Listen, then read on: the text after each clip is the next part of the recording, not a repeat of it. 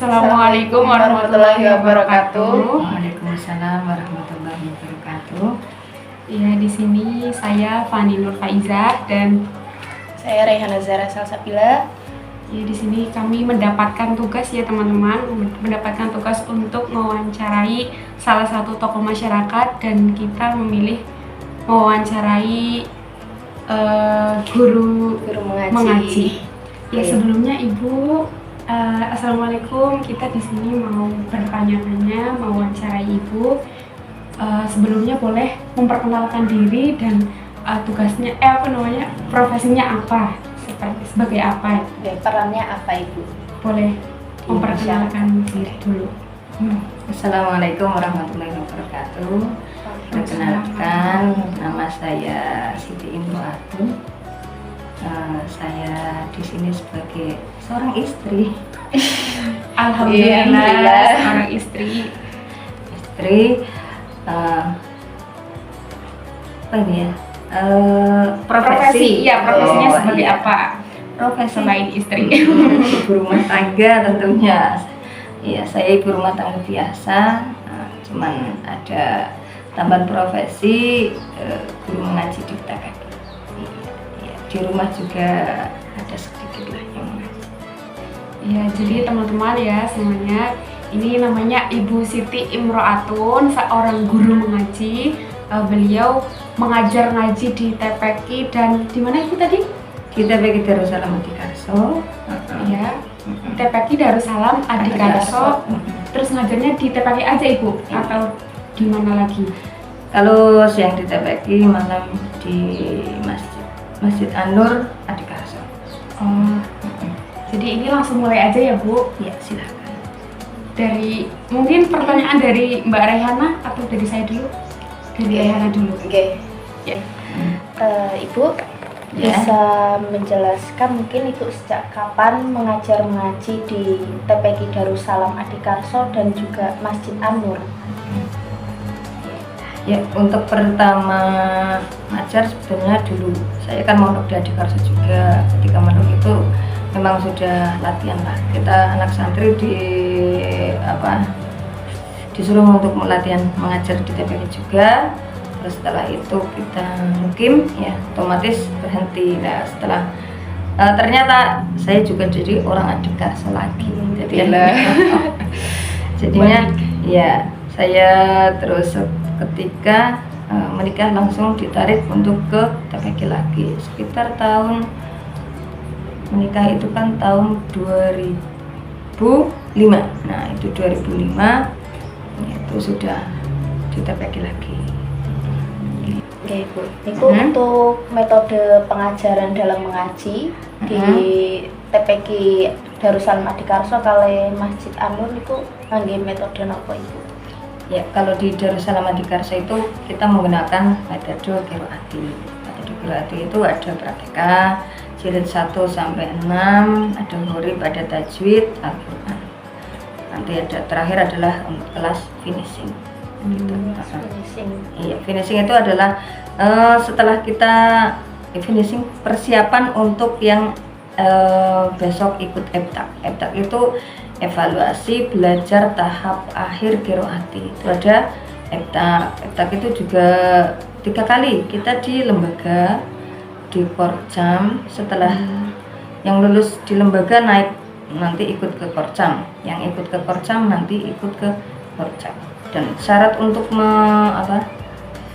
lulusan atau boleh hataman adalah yang sudah lulus EBTAK.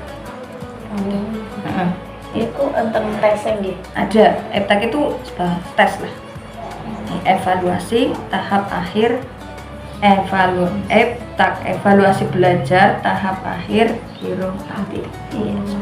Semacam tes. Nah Ibu, untuk kendala utama yang biasanya Ibu dapat saat mengajar niku napa? Kendala utama terutama anak-anak yang sudah besar. Anak yang sudah besar itu biasanya anak sing les lah.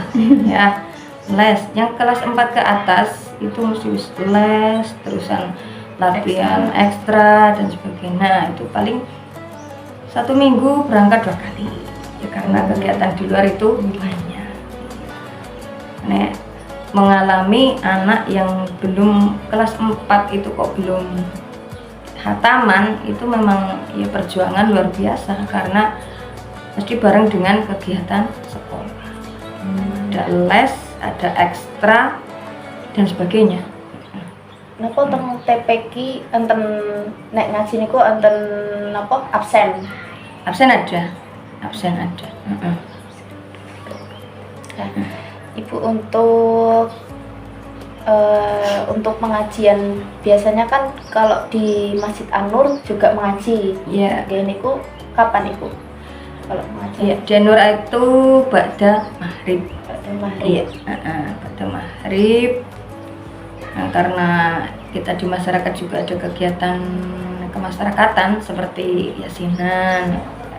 Kebetulan saya juga ikut yasinan ibu-ibu lah. Ketika yasinan ibu-ibu kita libur. Ya 1 minggu berapa kali? 4 malam. Itu yasinannya hari apa aja? Kalau ibu-ibu itu setiap malam Senin. Kalau di sini yasinan mbak-mbak setiap malam Jumat. Tapi kan malam Jumat memang sudah biasa dinormalisasikan untuk libur. Nah, untuk kegiatan Tang pondok nih kados niku. sama. Nah, kalau dari Ibu sendiri kira-kira ada rencana atau harapan untuk pengembangan kegiatan mengaji ke depan mungkin Bu, dan mungkin masyarakat bisa membantu dalam pengembangannya? Mungkin ada dari Ibu keinginan untuk seperti itu atau harapan? Sebetulnya ya banyak harapan yang saya harapkan,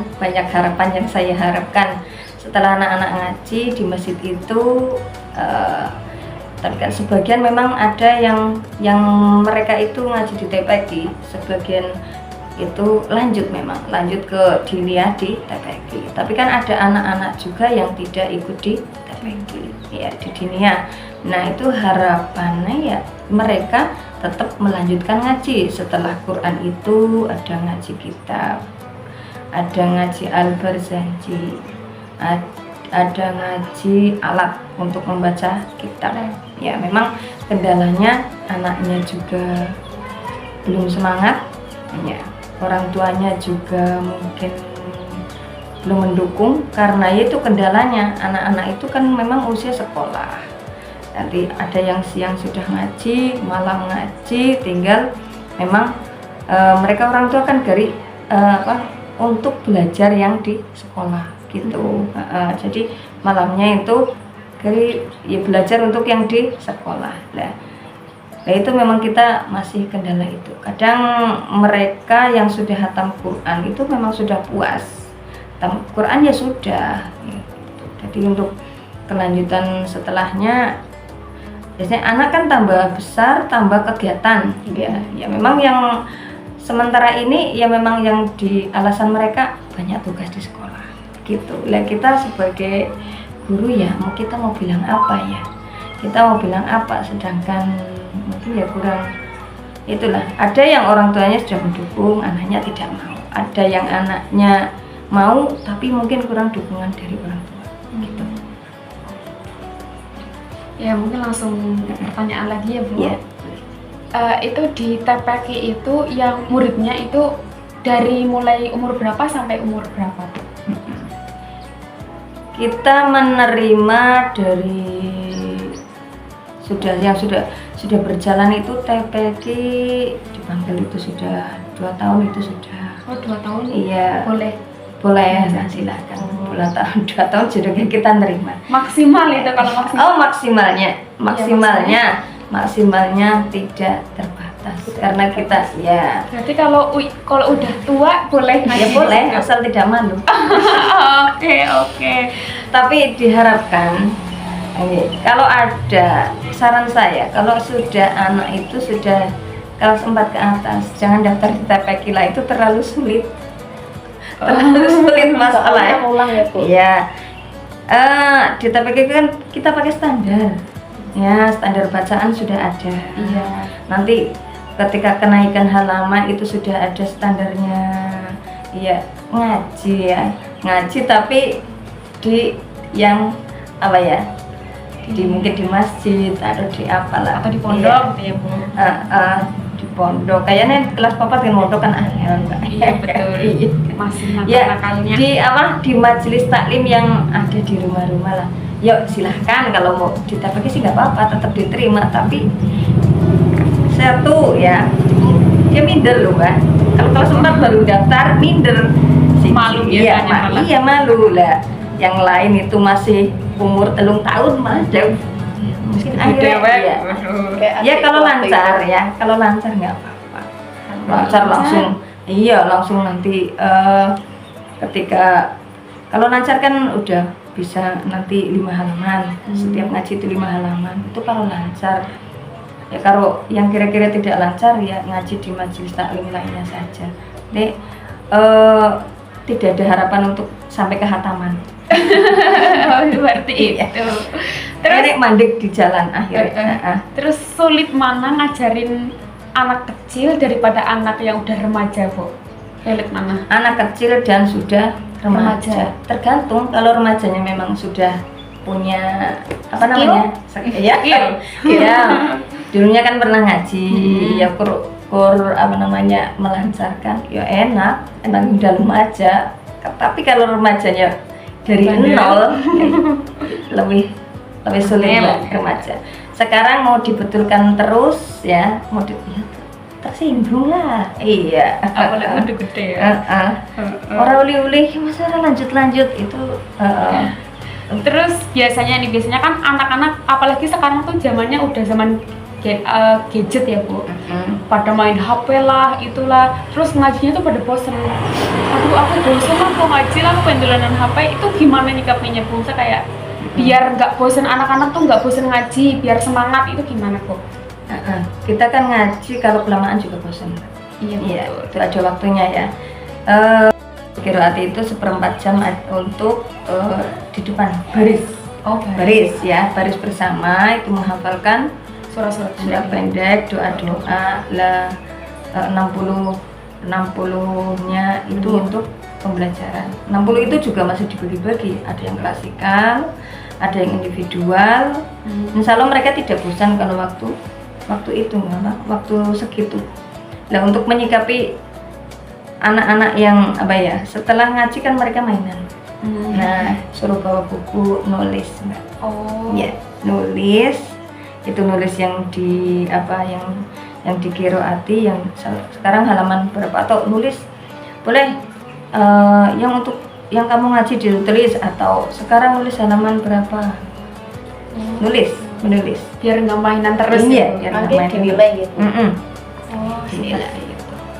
Terus kalau orang tua sekarang melihat anaknya ngaji seperti itu, ngaji TPQ, itu supportnya gimana? Atau mendukung, atau ada yang kalau usah ngaji di sana lah, atau gimana sekarang banyaknya Bu?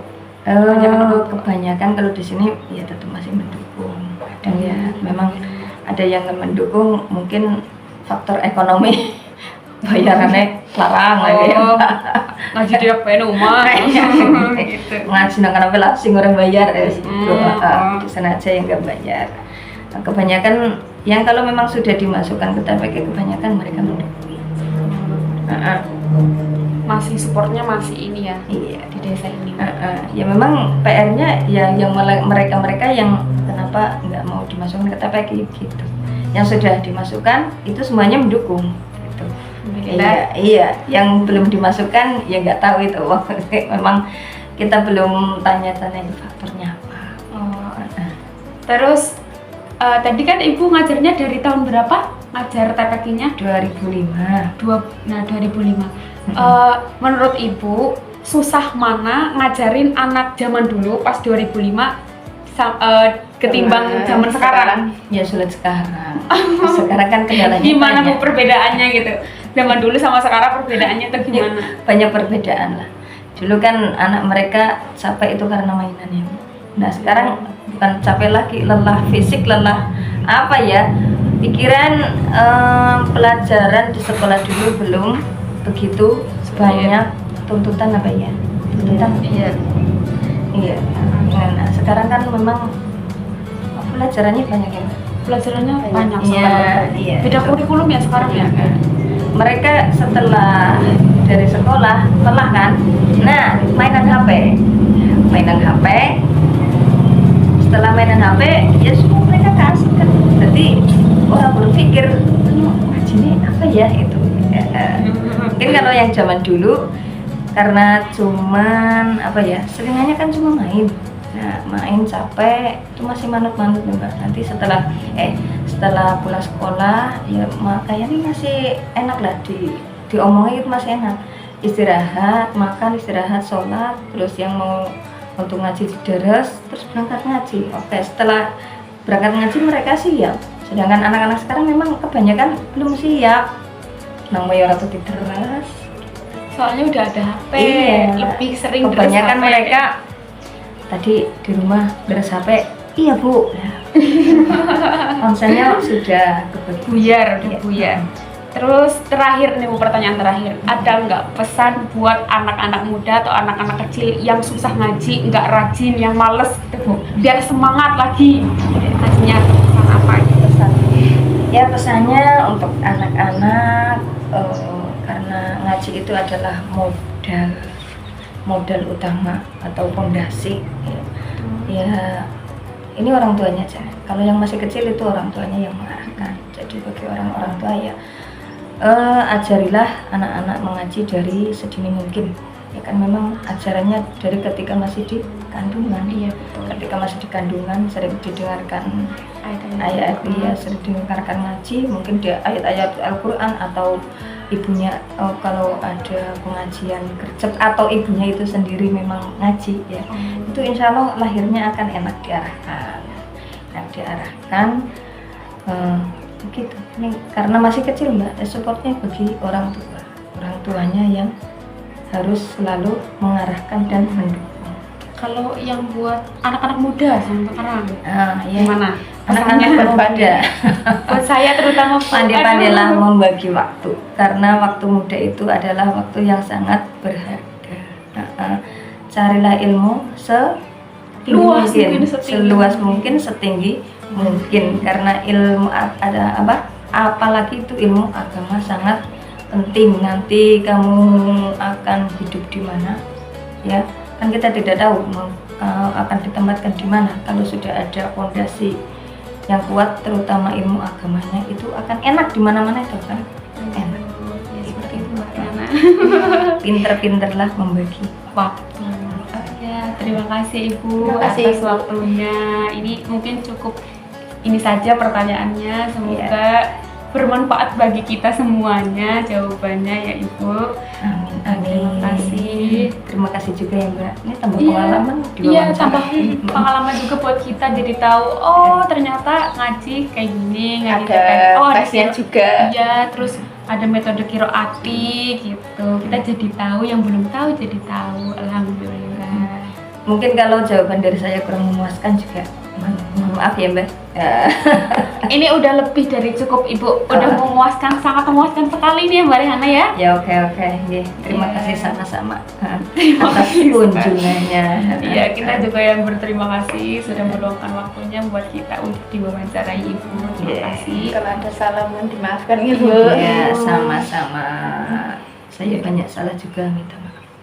Ya, terima kasih. Mungkin ini saja ya teman-teman wawancara kita pada hari ini. Semoga bermanfaat untuk kita semuanya. Sekian, terima kasih. Wassalamualaikum Wassalamualaikum warahmatullahi wabarakatuh.